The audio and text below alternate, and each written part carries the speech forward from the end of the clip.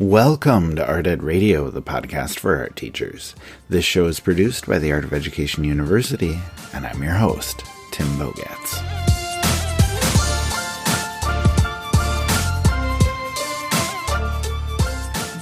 Have you seen the documentary Made You Look on Netflix? It is an absolutely fascinating documentary about the biggest art fraud in American history. And that's what we're going to talk about today. The documentary, a lot about it, of course, but also a little bit about how we can use stories like this to hook and engage our students. And before we dive in, I want to give you a quick synopsis of the film. Now, I think the shortest way I can put this is that in New York in the 1990s and 2000s, there's just a trove of undiscovered paintings from abstract expressionists. They came from a woman named Glafira Rosales, who sold them to an art dealer named Anne Friedman.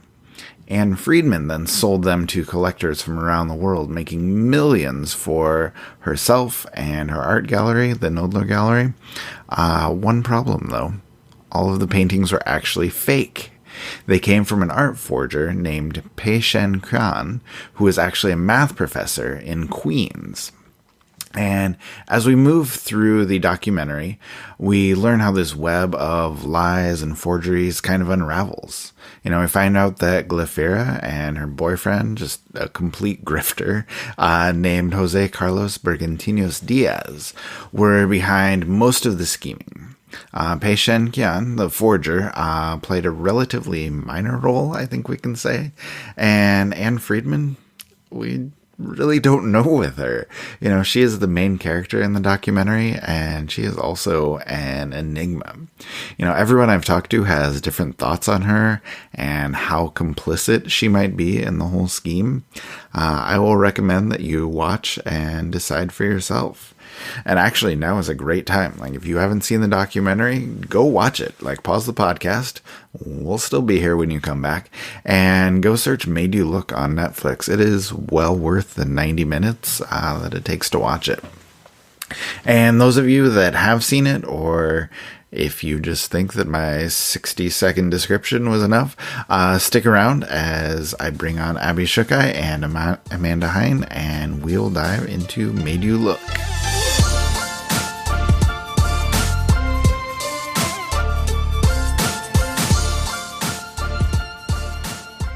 All right, I have two guests with me. Abby Schukei, how are you?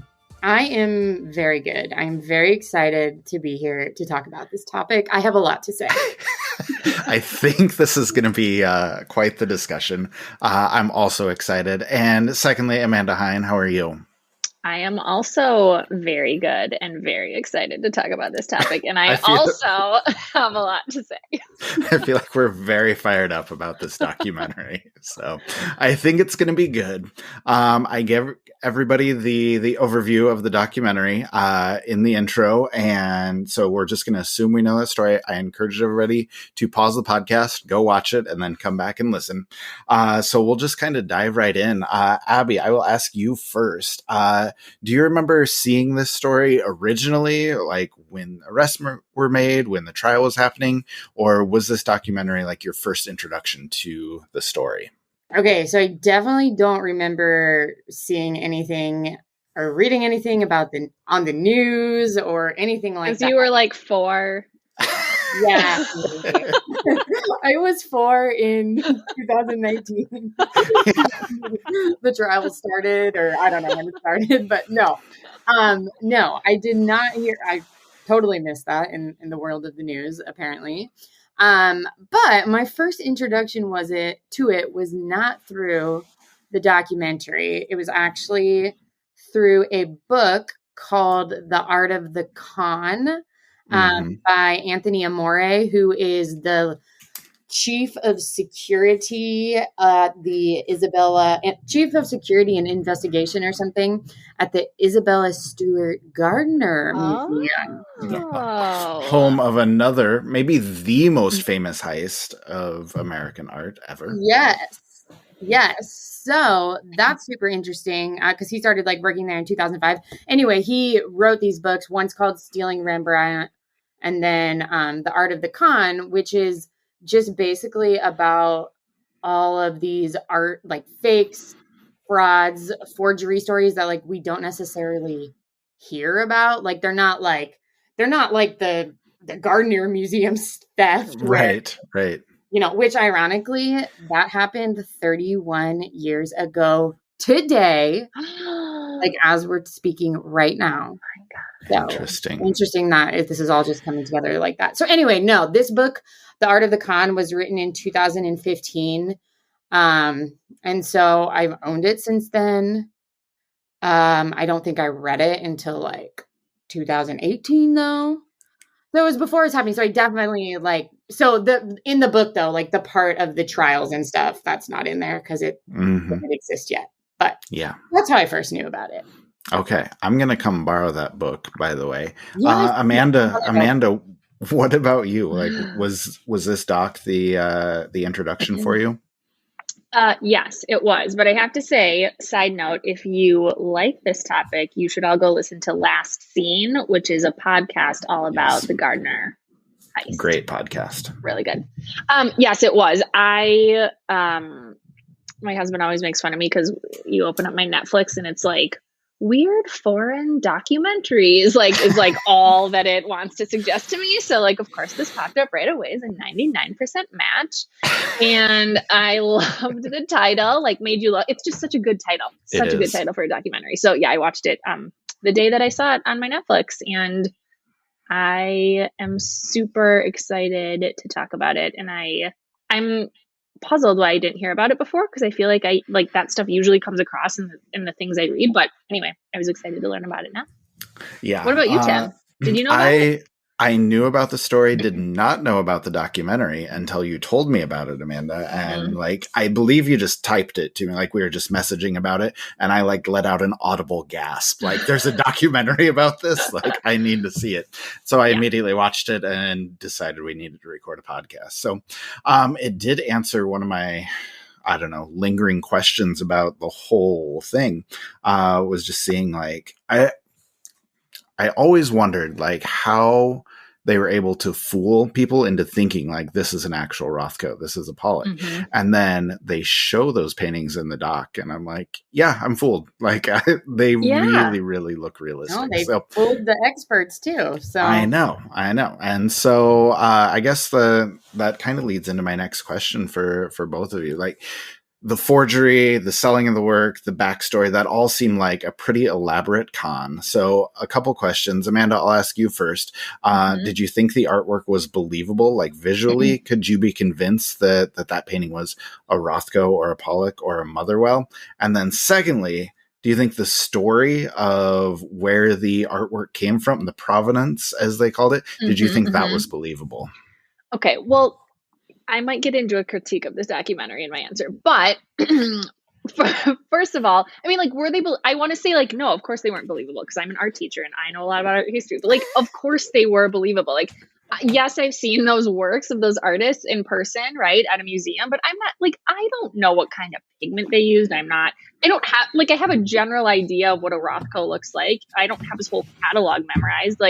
Yes, I think to anybody looking at that painting, who didn't have a super in-depth background, I think they would be believable. So, and also then we later learned that they were made by a literal master painter. Yes. And so the person creating them also had the skill to mimic them. So yes, I think they were believable. The story, no. I mean, well, I want to say no, but this is where I wish they would have gone into a little bit more detail.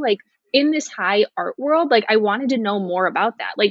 I guess you could tell me that it was believable, or I might believe it if you told me that there were often super rich people who wanted to stay anonymous when they sold their art, right?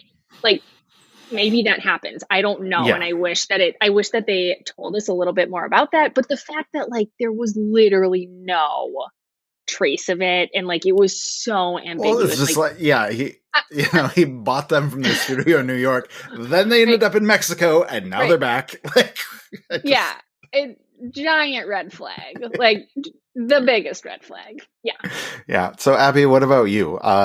Thoughts on the painting or thoughts on the story behind the paintings?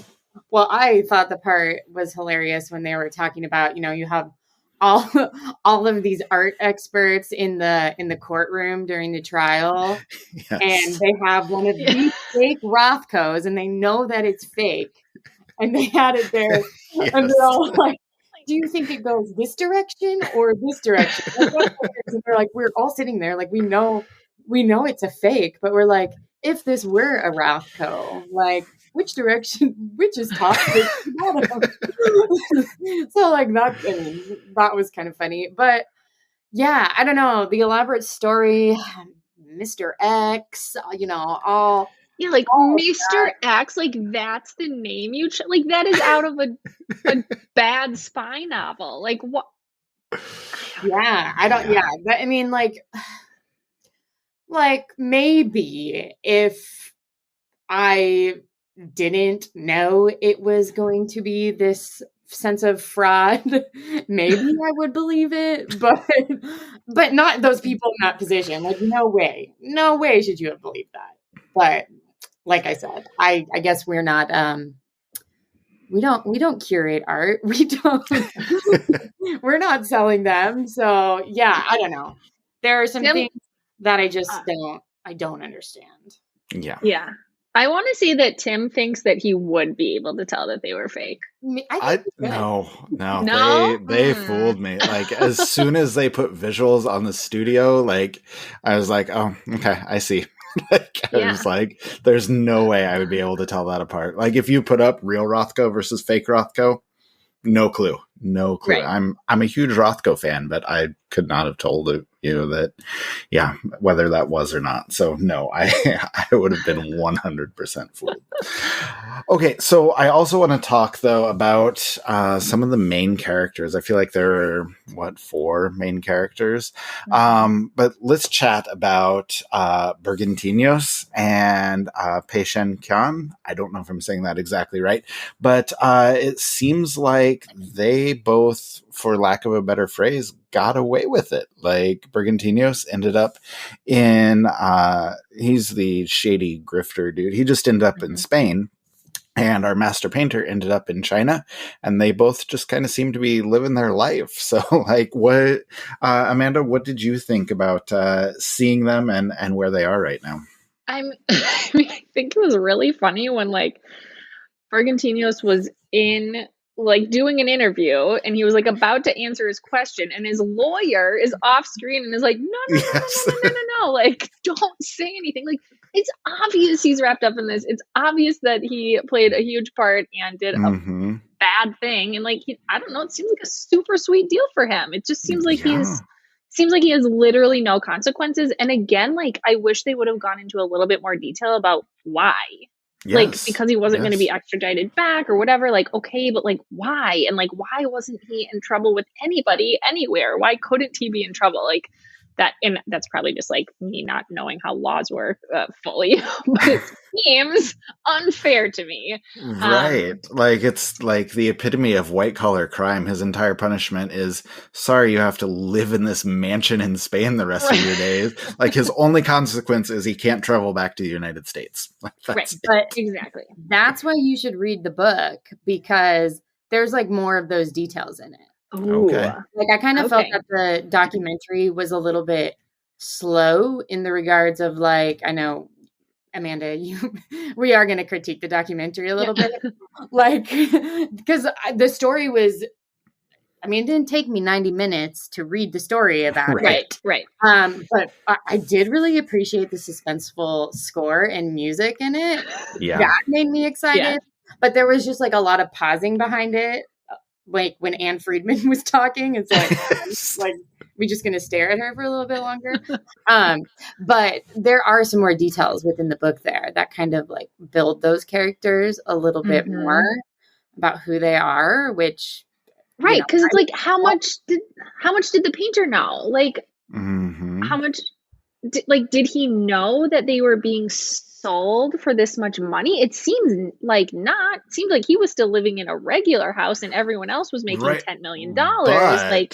Like, is that just his excuse though? Like, Right. like, did he actually squirrel away a whole bunch of money? And then, when the police came, he just throws up his hands and like, I had no idea this was happening. So this is my theory. So with Pei-Shan, Yes. he, so, his story, like he came to New York first he went to art school, did the schooling in like the 80s, then went back to Shanghai, was like a really good, like was renowned in the world of Yes, Shanghai. that's right. They credit him for bringing back modern Chinese art. They had this huge exhibit that he was a part of. And so then he came back to New York. He's like, okay, like I had, he kind of had this clout or whatever, and brought it back to New York City, where he's like, okay, I'm going to make it as an artist again. But then turns out that was a lot harder for him. Started peddling paintings on the street, just as like a, selling street paintings. And that's how he got discovered. So I think it started out of like a need of like, oh, these people are going to like pay me to do something. Like, sure. Yeah. But then they talk about, so I think that maybe at first he didn't know. But then he had to, like, remember, like, the nails labeled as, go nails. Like, okay, you're obviously trying to copy something. Yeah, there's no way, like, when he was doing this in the late 90s or in the 90s, like, there's no way, like, just because you're from China, I don't think that if you're living in America during that time, like, would you really not know who Jackson Pollock is? Would you really not know who Mark Rothko is? Like, because he claimed, like, he didn't know who these artists were, but like he was able to like just copy them. So I don't think he necessarily like knew what he was in for at the beginning, but I don't think he was making very much money at the beginning until, you saw it and you're like, wait, you're selling that for $10,000 and you're giving me like a couple hundred. Right. And so I think that was kind of the turning point where it was like, okay, I've been doing this for a while. I've already been into it. Like, where's my cut? Right. So. Yeah. All right. So those two guys seem to kind of get away with it just from playing dumb or, denying any culpability. And somehow Glafira like took the fall for everybody. And I'm not saying she's innocent, because she's obviously not, but it seems unfortunate that the hammer came down on her and not on anybody else. So, Abby, what did you think about that? Yeah, I agree with that. Just because it's like, come on. Yeah, she was definitely a mastermind in all of this and all of her people, but she wasn't working alone. And then just like, it kind of like the documentary did a good job of like, you hated her. They painted her as a, like, as a bad person at the beginning, but then like you did kind of feel bad for her at the end. And then it's like, okay, of where everybody else is at now, where it's living a normal life. Like she lost the most and like was the only one who lost everything. Like, she didn't serve that much jail time, but like still she doesn't have, all of her money. She's working as a waitress now and she was formerly a millionaire. Like, that's crazy. Yeah, and Anne Friedman has her own gallery now. So wow, we will talk about Anne Friedman. Amanda, do you have anything to say about Glafira before we move on to Anne? Well, I kind of wonder too, like, we didn't really hear about like her motive for it. And so I'm wondering, like, was there an underlying of like coercion from Bernardino's, or like, was she being threatened, or was she like, I don't know, like maybe not, maybe she's just a bad person, but like maybe she was also in a really bad situation, or maybe it was kind of a combination. Like, I wish they had dug into that story a little bit more, because like, sure, everybody wants money, but like, what is the driving motivation behind this enormous con? Yeah, I think for me, that's kind of the big hole in the doc is like, they obviously couldn't get an interview with her. And so we don't hear her part of the story at all. And I really wish we knew more about that. So. Well, and I also, it leads you to believe like, okay, is this like is this the first one that happened with these artists? Like, did this group Yep. of people do more? Because, like, obviously Right. they were good at it until they got caught. Right. So, I don't know. Yeah, it makes you look with suspicion anytime they're like, new painting by X artist discovered. You're like, oh, it's on shaky ground. Like, should we believe this or not? So, Yeah. I don't know. Okay, we need to talk about Anne Friedman, though. I have a lot to say. So, do You go either of you? first. Yeah, You want me to go? Yeah. Okay, might Start us take me a off. little bit. So, I don't know. Like, Anne came across in the documentary to me as just so incredibly guilty. Like, she denied all of her involvement. She didn't seem to get punished for this. But yet I am 100% convinced she knew 100% of what was going on.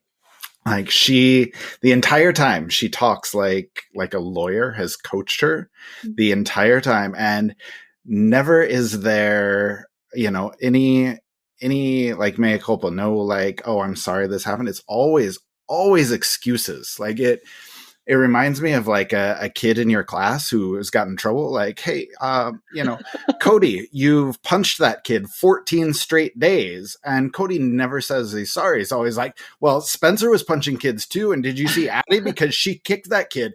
And also Mrs. Snow lets us punch people in her class. Like, always excuses. Like, there's never like an I'm sorry. Never, any responsibility. And it frustrated the heck out of me, because she just had an excuse for everything. Like, well, I talked to this guy about it. I got a letter from this appraiser about this, and just never, ever, ever like, oh yeah, after selling 14 of those, after selling 26 of those, like, that are all forgeries, I'm just going to keep accepting paintings from these people. And it blows my mind. And I know people are like, oh, she's innocent until proven guilty. And then we actually get to the trial and she's about to be found guilty. And guess what? She just up and leaves. And it's like, oh, I need to settle, actually. Like, she just doesn't show up to court for 2 days and then settles out of court. And it just blows my mind. As you can tell, I'm very frustrated. And I'll just say this, like, the only excuse she can have for that is either A, I'm really bad at my job, or B, I'm too dumb to do my job. And yet, what is her job? She is still selling art. And I just, like, I don't know how anyone could work with her at this point. And so anyway, I'm not a fan of Anne Friedman. Will just be what I have to say. She's a little shady. Yeah, to be like obviously she probably was once really she must be great at her job as far as knowing something. But there's a funny thing about her. So when in the documentary, just a little bit, they talked about like having the Rothko experts come in and like, make sure that they're authentic and things. So they didn't mention this in the documentary, I don't think. So one weird thing about in the initial investigation is that Anne Friedman talks about, she's like, well, I even bought a Jackson Pollock painting, that one of these forged ones, but turns out Pollock was misspelled. It was missing. When it was one of the forgeries. Okay. It was one of the forgeries. And, she was like, I didn't notice it. I didn't notice it until like after the fact. And I was like, excuse me, what? Okay, I have a little bit different take. I feel like she started off not knowing. I think she wanted so badly to believe it because that would skyrocket her into this new realm of her position and her title and her provenance and her, like whatever. And I think she got stuck in like the sunk cost fallacy, right, of economics, where you just like keep investing time in something, even though it's like a terrible idea, and like you can't not do it anymore, even though it's a worse and worse and worse idea. Like, I think she got so far deep into it that she like couldn't pull herself out and became terrible at her job and willing to overlook anything including like misspellings and like huge glaring red flags, it doesn't mean she was still terrible at her job in my mind, and I would never buy a painting from her ever. But I don't know. I'm not convinced that she was like a criminal mastermind. I think she got in over her head and then became blind to anything because she needed so badly to believe it that she just let it go on for so long. That's my take. But why is there no remorse? Why is there no responsibility then? She's not a good person. No, I didn't say she was a good person. I just like something's clearly off there. Like her demeanor and whatever, but like I think she's like maybe she's like mad at herself that she let herself do that, or like she can't, like, I don't know. If she admits she was wrong, she admits she was so dumb. So like she doesn't want to admit, like she wants to think that everything lined up and anybody would have believed it, even though if there was anyone who shouldn't have believed it, it would have been her in her position. But it was also really wild when they did the breakdown of the numbers as far as like, how much it sells. This is what the painting sells for. And then this is what the gallery gets. And then her commission fee was like $10 million. It's true. I was like, I'm in the wrong business. Oh man, I just can't imagine just living a life of lies like that for so long. It's right. Like, wouldn't it eat you alive? That's why I think she believed it. Like, how do you live with that for like 20 years, knowing at any moment? But I think deep down she did know, and that's why she was scared, and that's why she kept believing. Or maybe she didn't know at first. But then there was a point that she did know, and then, what do you do? How do you go back from there? Yeah, obviously you just can. You just settle out of court and then open a new gallery. But what was the people, the Desoles? Oh, the only time I forget about her. The only time I think about her is when I see her drinking coffee in Brooklyn.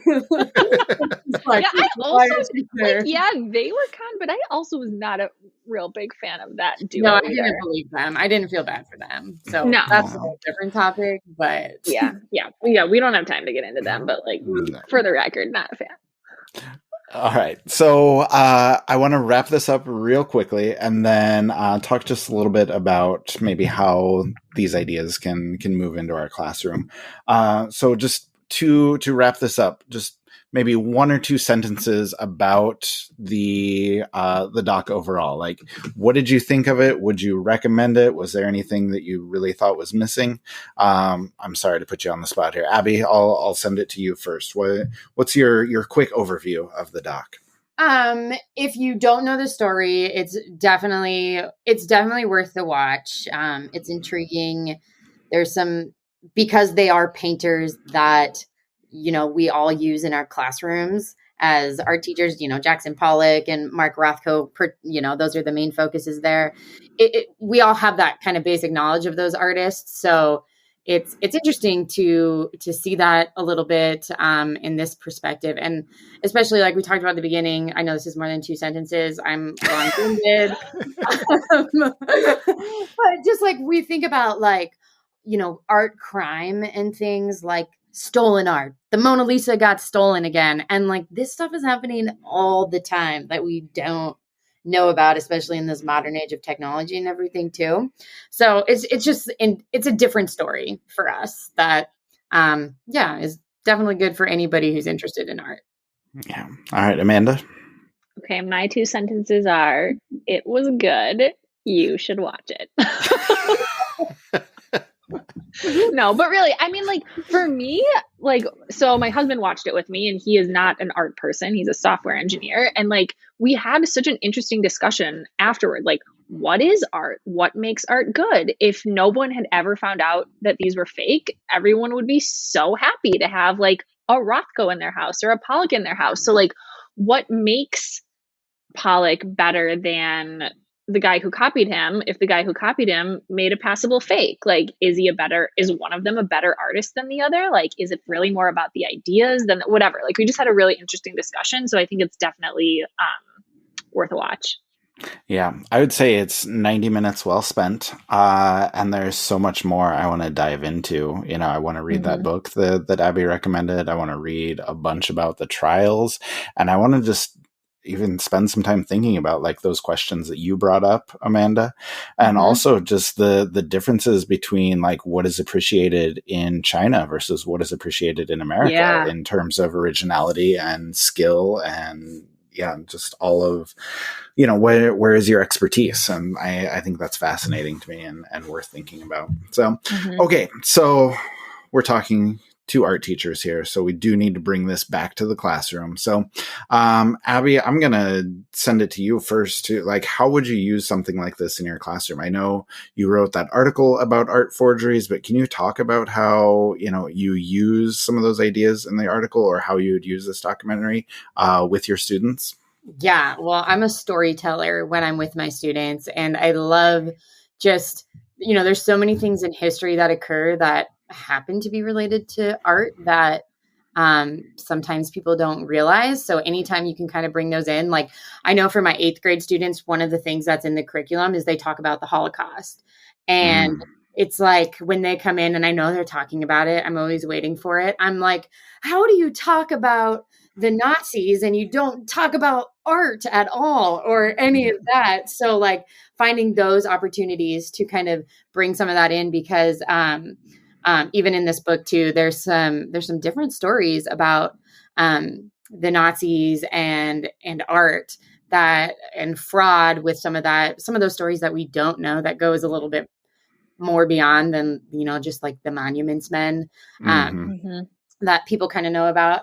But yeah, just any, like, I know it's not like, we don't want to encourage our students to be like, yeah, you should forge art. Like, look into like, that's not good. But like, those are going to be the hooks and the intriguing stories that gets our students, you know, interested, or like might even remember something. So like one kind of fun artist. There's so many fun stories. There was this artist, Wolfgang Pultrachi. That's maybe how you say it. He was a German artist, I think. Well, German forger. So he would forge a bunch of artwork that was not listed in catalogs, or they'd be marked as like missing, so nobody knew what they looked so like. He would make them.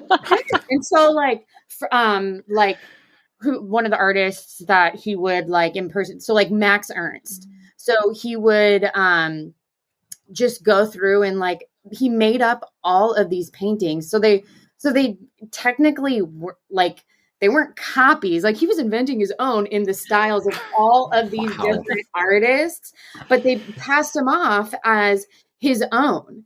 Obviously he would sell these for millions of dollars. And I mean, he did go to prison, not for very long though, but then turns out he's like a successful artist now for his own artwork, because like he made a name for himself by forging this stuff. And then and now it's like, oh, okay. So it turned out well for him. But the things about his stories were like, they would go, so talking about the backstory of where these paintings would come from, he would go in, his family was in on the con. They would fake these old sepia tinted photos to make them look old fashioned. And they'd be like, oh, these paintings have been part of our family history for so long. Look, here's my grandmother in this old photo. And they'd have like the painting in the background on the wall, but it was really just his wife dressed up. Wow. Like it was like, so well, like, at least they made an attempt to fake the provenance as well as the art. Oh, I mean, that's a step above this other con. Yes, and it turned out well for Wolfgang, but because, you know, now you could buy. He makes a living out of being an artist, even after having all of his lawsuits and jail time and everything. So those are the stories that are so fun to bring in with your students, because it's just, you know, you get to talk about art history, art appreciation, and just it makes for good conversation. And that's, that's kind of what we're there for in the classroom, to make those connections, to hopefully have students create that appreciation for art. Yeah, for sure. Amanda, do you have anything to add? I mean, I think this could provide some really cool writing prompts, especially for older kids. Like, why is art so expensive? Do you think it's easier to forge like an abstract expressionist painting or like a Renaissance painting, right? Like, what would you do if you were in any of these people's positions? Like, I think it just gives so much insight into the art world for students. Like, we're used to sort of addressing and talking about the formal properties of a painting, or, like the artistic merit of something. But like, this goes deeper into like the business side of art, which I think is really interesting, and something that kids don't usually have access to. And so I think this is like a cool in point for them. And I also think it could be a super fun jumping off point for a project where they literally have to be inspired by and copy an artist's work to learn a technique, like as a way to do that. I think that could be super cool as well. Yeah, absolutely. A lot of great ideas there. But we're going to go ahead and wrap it up. So Abby and Amanda, thank you both so much. This was a lot of fun. And next time we have a good art documentary, I'll have you back and we can discuss again. Excellent. Thanks, Tim. Thank you to Abby and to Amanda for those incredible ideas on how you can bring a lot of these stories, the storytelling, and just the history of art fraud into your art room. And thanks for the entire conversation. We will make sure we link in the show notes to the book that Abby mentioned, to the podcast that Amanda talked about, to Abby's article all about dealing with art fraud and forgeries and how you can bring that into your classroom, because I think there's a lot to explore, and I hope you do that. So I would love to hear your thoughts on Anne Friedman or anybody else, so feel free to email me. I love chatting about these docs and, everything that I've seen, and I love telling stories about the art world. So if you have a take or an opinion, feel free to send that to me, Timothy Bogatz at theartofeducation.edu. Otherwise, I hope you enjoyed the conversation, and we will talk to you next week.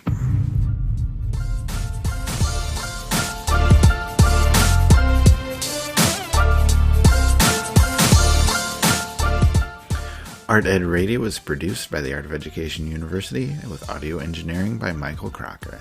Thank you, as always, for listening.